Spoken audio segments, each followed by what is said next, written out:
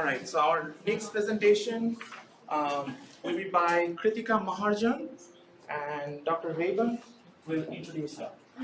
Thank you. All right. It's my pleasure to introduce Kritika. She's been working for like over a year now in the lab with me, and we started working with methylene blue, which she will be showing. Why is the screen not showing? It's not showing. Yeah. Hey, there we go. She started working with me with methylene blue, and we just finished that work up. We've got 3 good experiments with that. And she got interested in Phloxine B because it's a photoactive dye, and we finished up an experiment last Friday, and I think she even has data hot off the presses from that today. So, all right, Kritika, thank you. Hi everyone. As Dr. Rayburn introduced, my presentation is going to be about a preliminary comparison of methylene blue and Phloxine B's developmental toxicity using Xenopus embryos.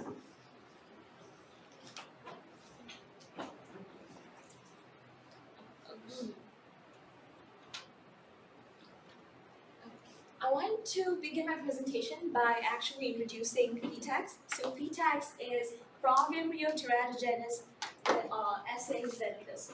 It is a 96-hour experiment using early-stage embryos of South African clawed frogs.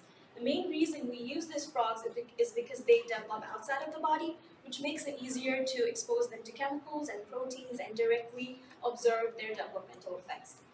PTAX is a very useful tool, and it is widely used in screening of new drugs and dyes, and it is also used in risk assessments of new chemicals. The chemicals that we used for our experiment were Phloxine B and methylene blue. So these are both synthetic dyes. Phloxine B gives out orange-red color, but it also gives off a pinkish tone when it's exposed to light. Phloxine B has many applications in both industrial and scientific, but they are mostly used for staining and microscopy. Another one was methylene blue, and it is a basic blue dye. If you work in a biology lab, you probably come across it. We use it to stain cells. It has many useful applications. It's most commonly used to treat a medical condition known as methylglobin. And it's also used in various industrial applications to stain and print textiles. So now moving on to our experimental setup. For methylene blue, we did our experiments in the dark. Our concentrations were in the range of 1 to 500 milligrams per liter, and we had a replicate for each concentration. We also placed 20 eggs in each petri dish. For Phloxine B, since it's a photoactive dye, we did two different setups, one in the light and another in the dark. For the light over here, we installed a light in our incubator and placed it directly above the petri dish. And for the dark experiment, we used 2 opaque containers to cover the dishes from the bottom and the top to make sure as little light gets to them. And the concentration that we used for Phloxine B had a range of 1 to 100 milligrams per liter, and similar to methylene blue, we used 20 eggs per petri dish, and we also had a replicate for each concentration. Every 24 hours, we made a new batch of solutions, we changed the solutions in the petri dish, and we also recorded the mortality.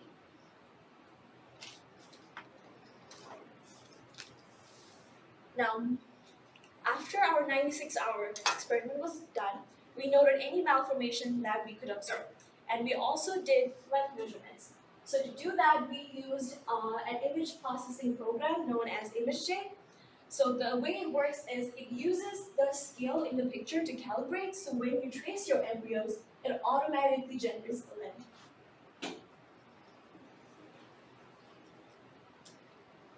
Now, moving to data analysis of methylene blue, we have 3 sets of complete experiments for methylene blue, and this is the average mortality and malformation that we saw. So from the trend of the graph, we saw that as we increased the concentration, there was an increased rate in both malformation and mortality, which actually provides evidence of methylene blue being teratogenic. Now, moving to length measurements for methylene blue, the trend in the graph was that when we moved from controls to higher concentrations, the length of the embryo started decreasing, which shows that methylene blue does have some kind of growth inhibiting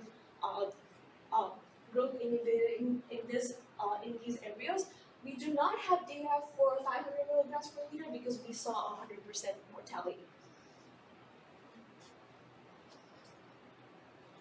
For Phloxine B, as Dr. Rayburn mentioned, we were working until last Saturday to get this data. We actually were able to run 2 tests from the beginning of the semester till now.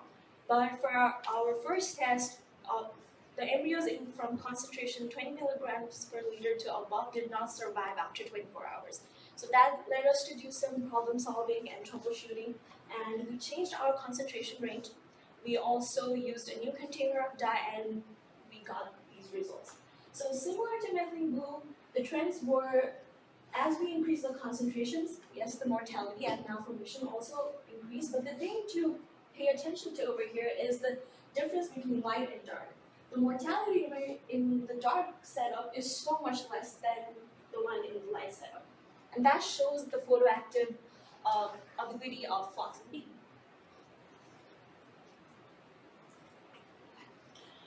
So in our research project, we came across various malformations in the embryos that we were testing with these chemicals. So if you look over at figure number 1, this is your healthy normal embryo in our controls. But here at figure number 2 and 3, it shows the severe malformation in the embryos that were exposed to methylene blue. The swelling is what we call edema, and their guts are loosely coiled and disfigured. They have series of severe malformation. If you come down over here, these are the malformations that we witnessed in Phloxine B. So the most common ones were the notochord damage that gives them the bend shape. And if you look closely at over here, figure number 4, this spot is where a hemorrhage is occurring due to a rupture of blood vessel.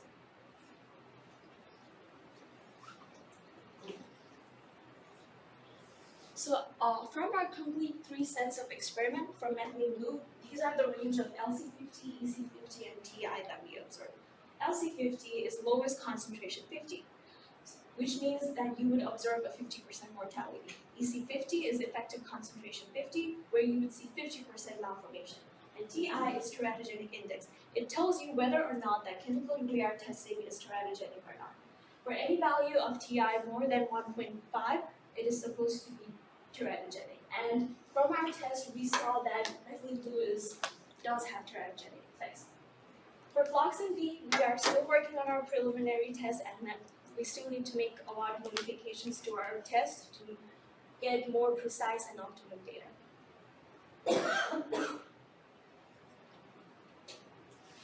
But from the Phloxine B experiment, the most important takeaway is the stark difference from light and dark. This is the 15 milligrams per liter concentration. As you can see, the mortality rate in the light is so much higher than in the dark. And moving here, we have our highest concentrations, 100 milligrams and 75 milligrams per liter. We saw 100% mortality in the light, but there was not much mortality in the dark. And this actually gives evidence about our project moving in the right direction, even though we do not have any conclusive data right now.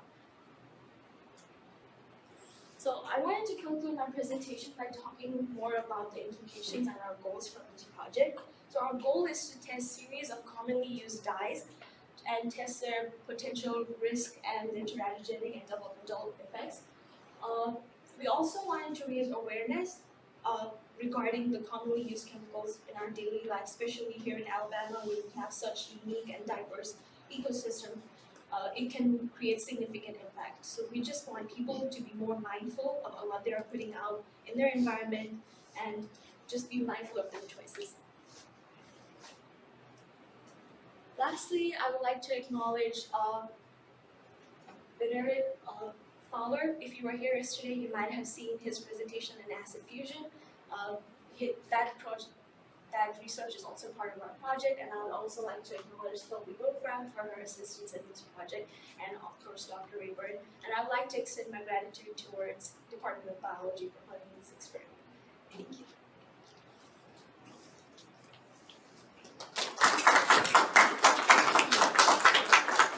Any questions for Kritika?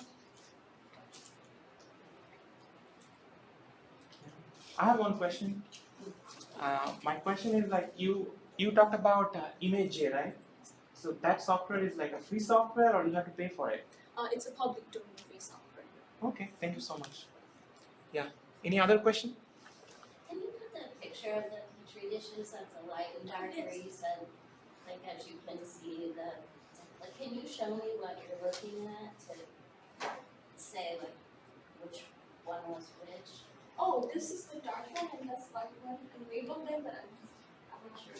So, like, in the pink one that says dark, am I looking at the little, like, squiggly things Yes. and noting that they're still there, and then the white one is the absence? Yes. Of those ones? It's because once they die, you remove them from the petri dish to not cause harm to other alive embryos because they start releasing toxins that might be harmful to you while they're still alive.